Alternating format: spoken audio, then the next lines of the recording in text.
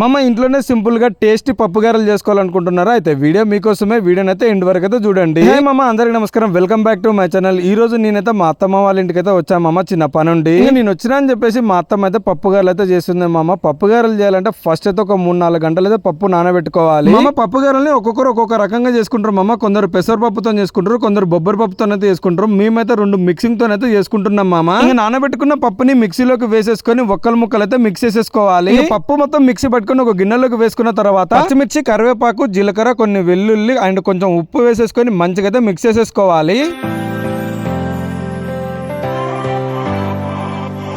ఈ పేస్ట్ మాత్రం మంచిగా మిక్స్ చేసి పక్కనైతే పెట్టేసుకోవాలి మామ. దాని తర్వాత మనం మిక్స్ చేసి పెట్టుకున్న పప్పులోకి కొత్తిమీర అని కరివేపాకు వేసేసుకొని మనం పక్కన పెట్టుకున్న పేస్ట్ ని కూడా అందులోకి వేసేసుకొని మంచిగా అయితే మిక్స్ చేసేసుకోవాలి మామ. కొందరైతే దీంట్లో ఆనియన్స్ కూడా వేసుకుంటారు మామ. నాకెందుకో నచ్చు, అందుకనే వేయలేదు ఆనియన్స్. మాత్రం ఆనియన్స్ వేయకుండానే పప్పు గారెలు అయితే చేపిస్తున్నాను. లైట్ గా బేకింగ్ సోడా కూడా కలుపుకోవాలి మామ. టేస్ట్ కూడా చాలా బాగుంటుంది.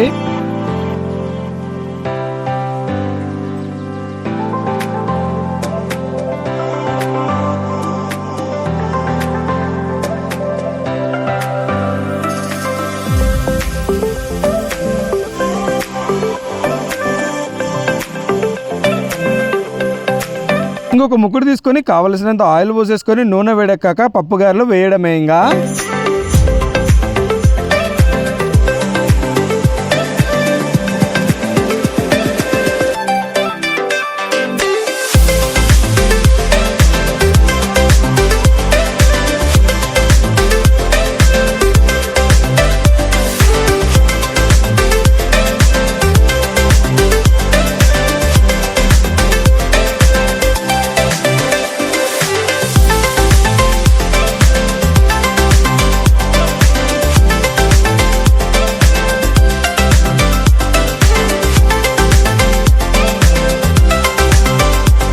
ఇంకా పప్పు గారెలు కూడా రెడీ అయిపోయినాయి మామ. చూస్తుంటేనే నోరు ఊరిపోతుంది. పప్పు గారెలకి కాంబినేషన్ ఏదైతే బాగుంటుందో కామెంట్ చేయండి మామ. నాకైతే చికెన్ గ్రేవీ అంటే చాలా ఇష్టము. పప్పు గారెల టేస్ట్ విషయానికి వస్తే టేస్ట్ చాలా బాగున్నాయి మామ. వీడియో నచ్చితే లైక్ అండ్ సబ్స్క్రైబ్.